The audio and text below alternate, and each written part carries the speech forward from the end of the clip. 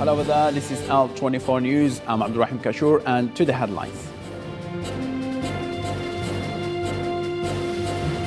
Zionist military announced that they will not investigate the murder of Al Jazeera journalist Shireen Abu Akleh, according to the Zionist media report, leading her family to reiterate the call for transparent probe into her shooting.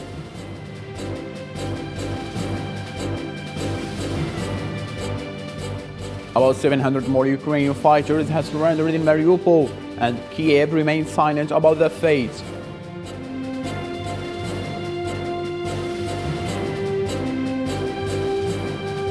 Asian stock fell dramatically following a wide sell-off on Wall Street, sparked by disappointing earnings from a big retailer Target, which reignited concerns about the impact of soaring inflation.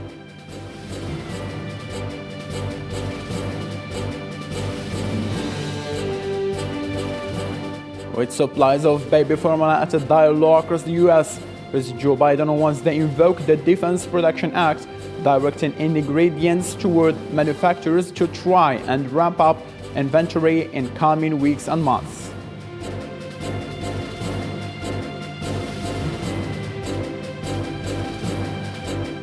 Hello again and welcome. Those were today's top stories. Russian authorities said on Wednesday that about 700 more Ukrainian fighters had surrendered in Mariupol, but Kiev remained silent about their fate, while a pro-Russian separatist leader said commanders were still hidden in tunnels beneath the giant Azovstal steel plant.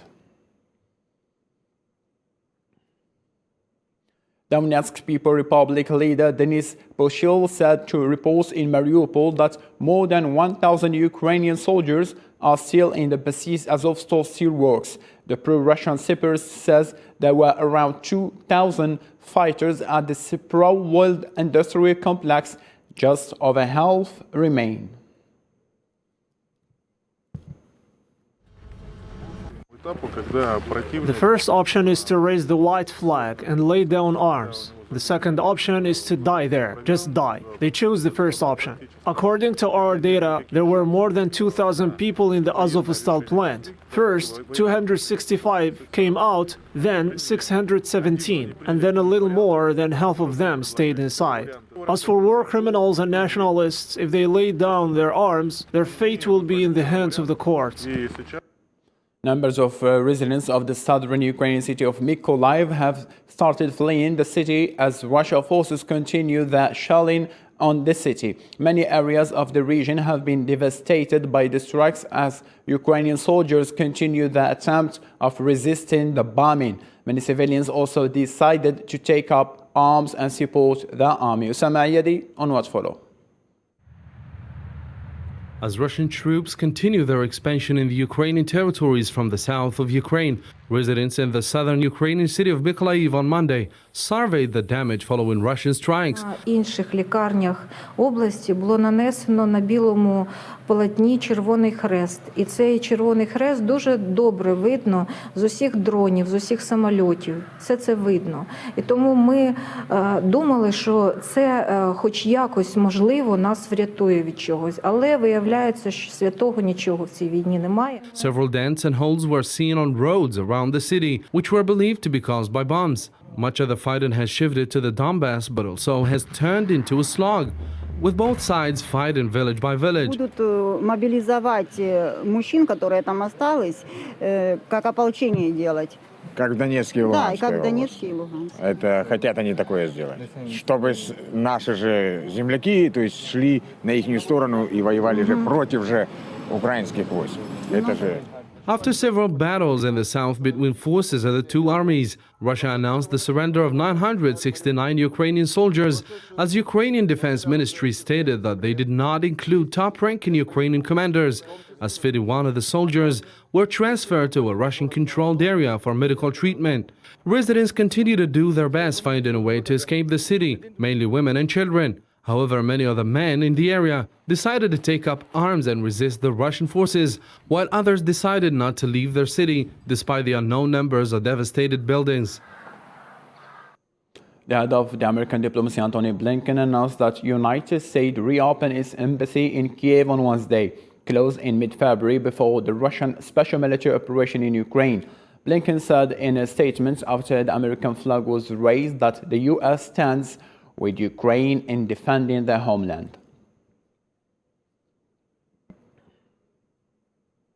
Moscow has kicked out diplomats from France, Italy and Spain in retaliation for the expulsion of Russian diplomats from European countries as part of a joint action in response to Russia's war in Ukraine.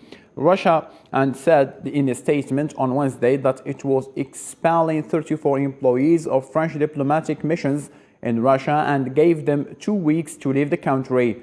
Moscow made the announcement after summoning France's ambassador to Russia, Pierre Levy, and telling him that the expulsion of 41 employees of Russian diplomatic missions was a provocative and unfounded decision, the statement said.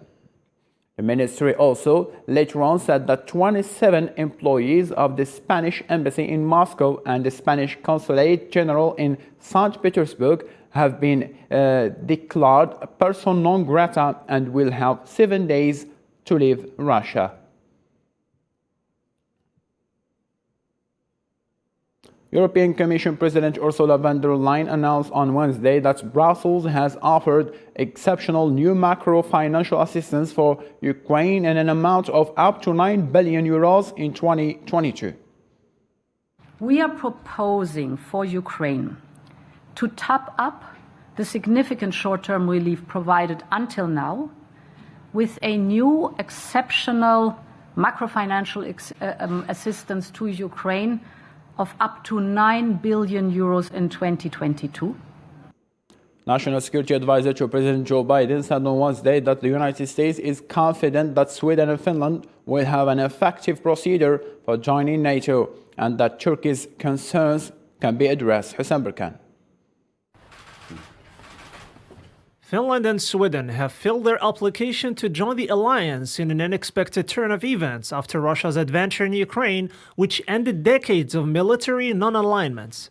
U.S. President Joe Biden warmly welcomes and strongly supports the historic candidacies of Finland and Sweden for NATO membership, despite the opposition of Turkey. I'm not going to Turkey, but I think we're going to be okay. We're confident that at the end of the day, Finland and Sweden will have an effective and efficient accession process, that Turkey's concerns can be addressed. Finland and Sweden are working directly with Turkey to do this, but we're also talking to the Turks to try to help facilitate.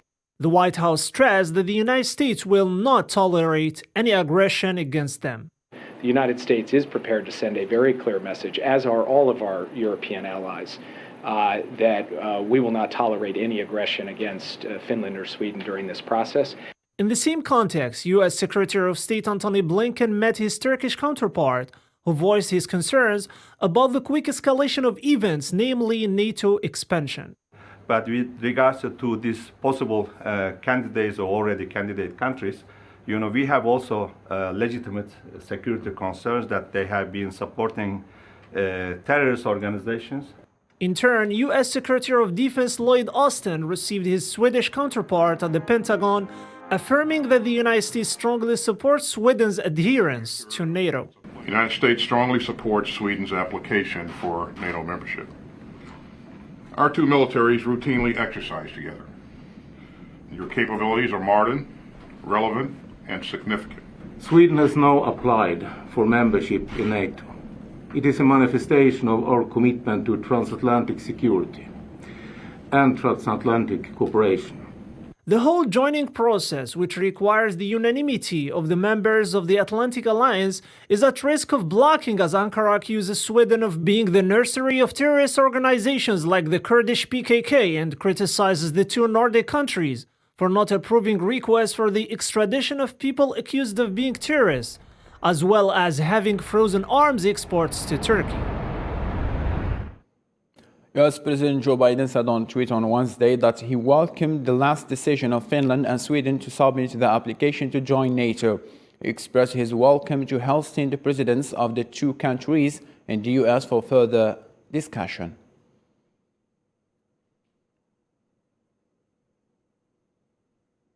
Albin Kurti, Kosovo's Prime Minister, stated on Wednesday at an event hosted by the Atlantic Council that his country has shown interest in joining NATO and European Union. Kurti's decision to join the 30-member military alliance and the EU comes after Finland and Sweden filed NATO membership bids. In the aftermath of war in Ukraine, UN Secretary General Antonio Guterres has warned a severe food crisis might hit the world, which would last for years if conflict continues unless Ukrainian exports are resorted to pre-war levels. Islam Seed has more to tell. Addressing food security meeting at the United Nations hosted by U.S. Secretary of State Antony Blinken, Guterres appealed to Russia to allow the safe and secure export of grain stored in Ukrainian ports, and for Russian food and fertilizers to have full and unrestricted access to world markets. There is no effective solution to the food crisis without reintegrating Ukraine's food production, as well as the food and fertilizer produced by Russia and Belarus, into world markets despite the war. According to the UN Secretary General, Russia's war in Ukraine has caused global prices for grains, cooking oils, fuel and fertilizers to soar, and warned that this will worsen food, energy and economic crises in poorer countries around the world. The Russian invasion in Ukraine is amplifying and accelerating all these factors: climate change, COVID-19 and inequality. It threatens to tip tens of millions of people over the edge into food insecurity, followed by malnutrition, mass hunger and famine in a crisis that could last for years. On the other hand, United States Secretary of State Antony Blinken says the war in Ukraine is creating the greatest global food insecurity crisis ever, and Russia must be compelled to create corridors so that food and other vital supplies can safely leave Ukraine by land or sea. We meet during what is the greatest global food security crisis of our time. Governments and international organizations can also come together to compel the Russian Federation to create corridors so that food and other vital supplies can safely leave Ukraine by land or by sea. The conflict has cut off supplies from Ukraine's ports, and Ukraine has been forced to export by train or via its small Danube River ports. The United Nations has said 36 countries count on Russia and Ukraine for more than half of their wheat imports, including some of the poorest and most vulnerable countries in the world. According to the UN, global food prices are almost 30% higher than the same time last year. According to one of the U.S. experts, there is a serious possibility that North Korea could launch a new missile or conduct a nuclear test during Biden's trip to Asia. On the eve of the U.S. president's long-awaited diplomatic trip to area, White House National Security Advisor Jake Sullivan stated they are prepared for all cases, including such provocation during the Biden administration to South Korea or to Japan.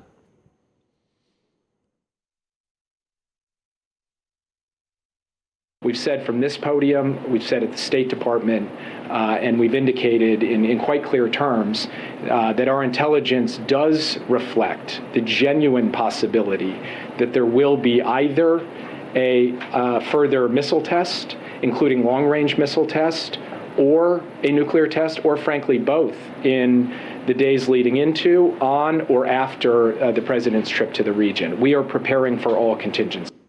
On Thursday, Asian stocks fell dramatically following a wide sell-off on Wall Street, sparked by disappointing earnings from a big retailer Target, which reignited concerns about the impact of soaring inflation. The benchmark index is currently down more than 18% from its all-time high set at the start of the year.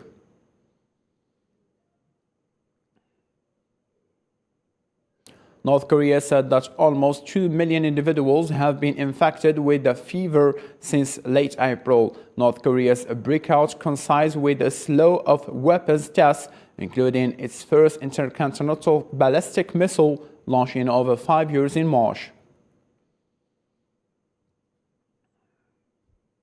4 EU nations have committed to 10-fold increase in North Sea wind power by 2050, as well as finding alternatives to Russian energy, while Qatar has promised a $5 billion increase in its investments volume in Spain. Sofiane Kanturi has more to tell about this story.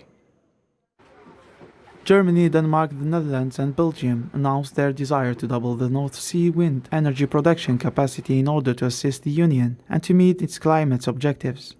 Each of these 4 countries, we have potential and we have a lot of expertise. And bringing that together to me, really gives us the opportunity to unleash the potential of the North Sea, to make this one gigafactory of renewable energy in the world, and to also export all the knowledge that we have and the technology that we have to the rest of the world.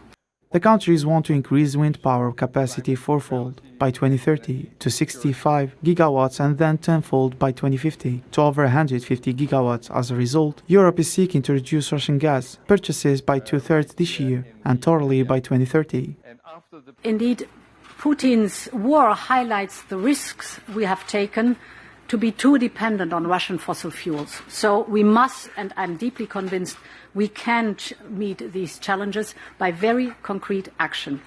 Moving to south of Europe, Spanish Prime Minister Pedro Sánchez confirmed that Qatar will increase its investment volume in Spain by $5 billion. Both nations recognize that more work has to be done to boost investment in our respective countries. That is why I applaud His Highness the Emir of Qatar's statement yesterday that he will spend $5 billion in our country over the next 5 years. Qatar Investment Authority and COFIDES, Spanish Public Finance Agency, have reached an agreement. At this time, neither Madrid nor Doha have identified which projects or sectors would benefit from these investments. With supplies of baby formula at a dire low across the U.S., President Joe Biden on Wednesday invoked the Defense Production Act, directing ingredients toward manufacturers to try and ramp up inventory in the coming weeks and months.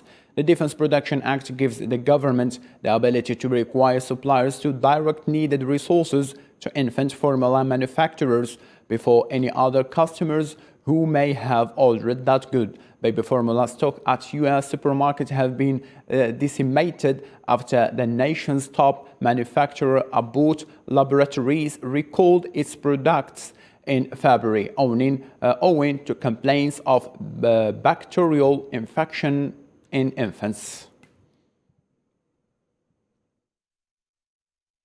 I know parents all across the country are worried about finding enough infant formula to feed their babies. As a parent and as a grandparent, I know just how stressful that is. I want to provide a few updates on our work to get more formula into the United States and on the store shelves so it's available to you.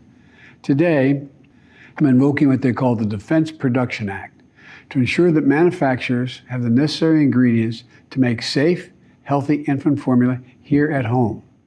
The Defense Production Act gives the government the ability to require suppliers to direct needed resources to infant formula manufacturers before any other customer who may have ordered that good.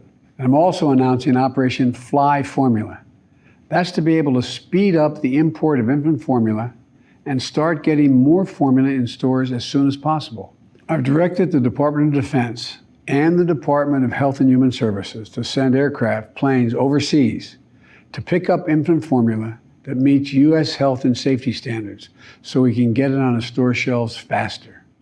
And I've directed my team to do everything possible to ensure there's enough safe baby formula and that it's quickly reaching families that need it the most. This is one of my top priorities, and I'll continue to keep you updated on our progress. The Algerian Presidency of the Republic stated on Wednesday that President of the Republic Abdelmajid Tebboune, Commander-in-Chief of the Armed Forces, Minister of National Defense, chairs today a special meeting of the Council of Ministers devoted to examination and discussion of a new draft bill on investment.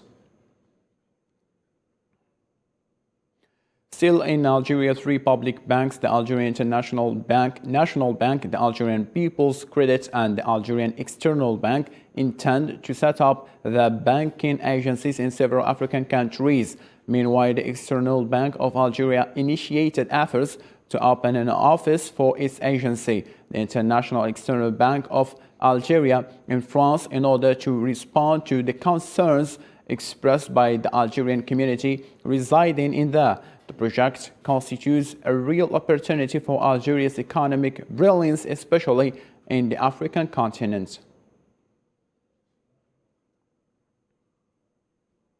Algerian President Abdelmajid Tebboune received on the concluding day of his visit to Turkey an honorary doctorate degree from Istanbul University at the presence of Vice President Fouad Oktay and senior doctors. The university praised the humanitarian values as well as the political and diplomatic efforts of the Algerian president. The details in this report by Zara Virjani. On the last day of his visit to Turkey, Algerian President Abdelmajid Tebboune was awarded the honorary doctorate degree by Istanbul University, the oldest and most prestigious one in Turkey. The degree was handed over to the Algerian head of state along with the academic uniform and the badge of Istanbul University by the university president Dr. Mahmoud Ak in the presence of the Turkish vice president Fouad Oktay and the attendance of the university's senior doctors.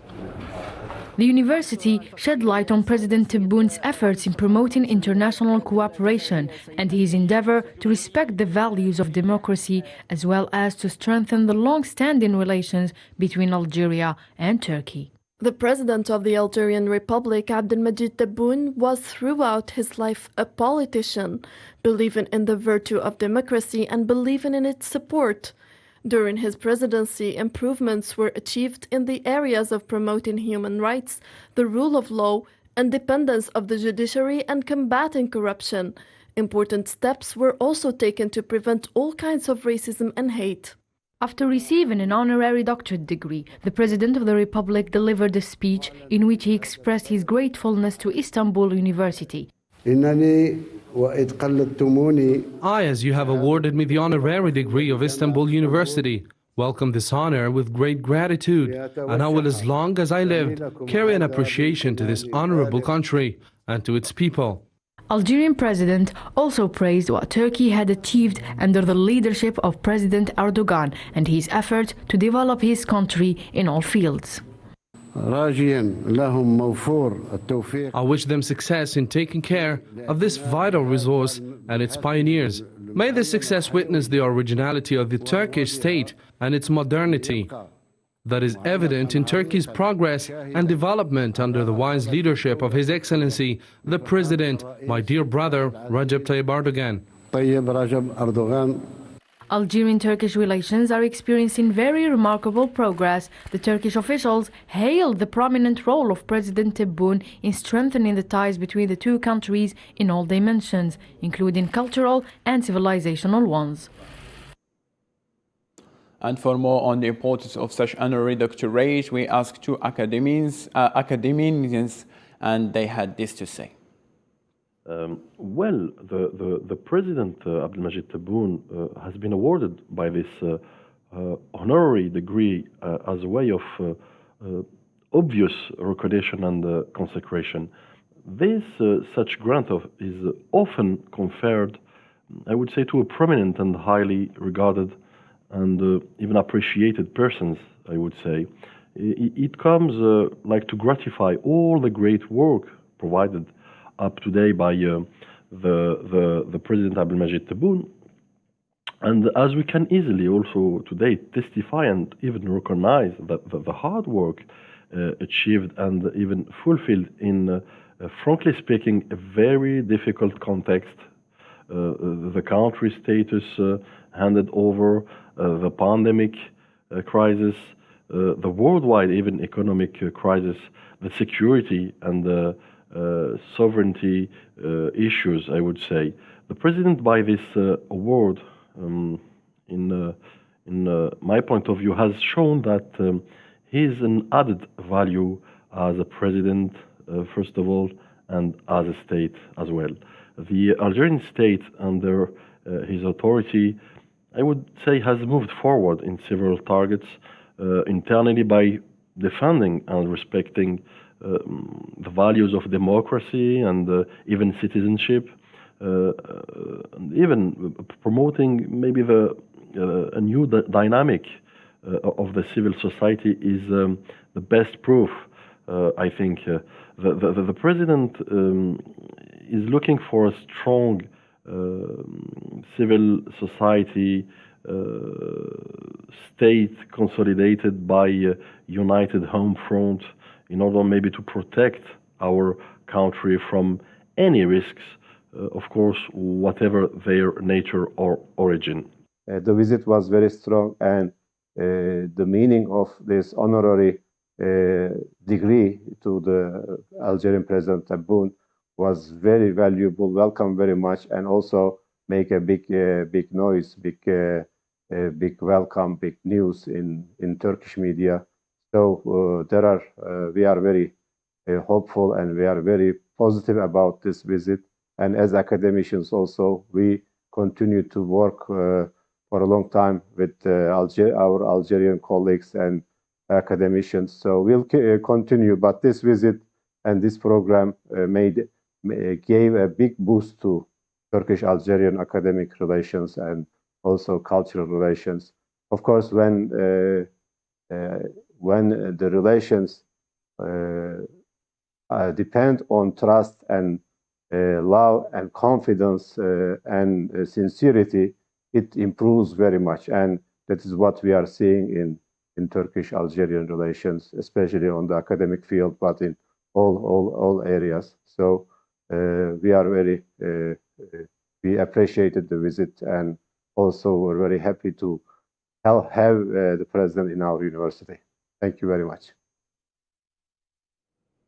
Ladies and gentlemen, thank you so much for being with us. Take care of yourself, and bye-bye.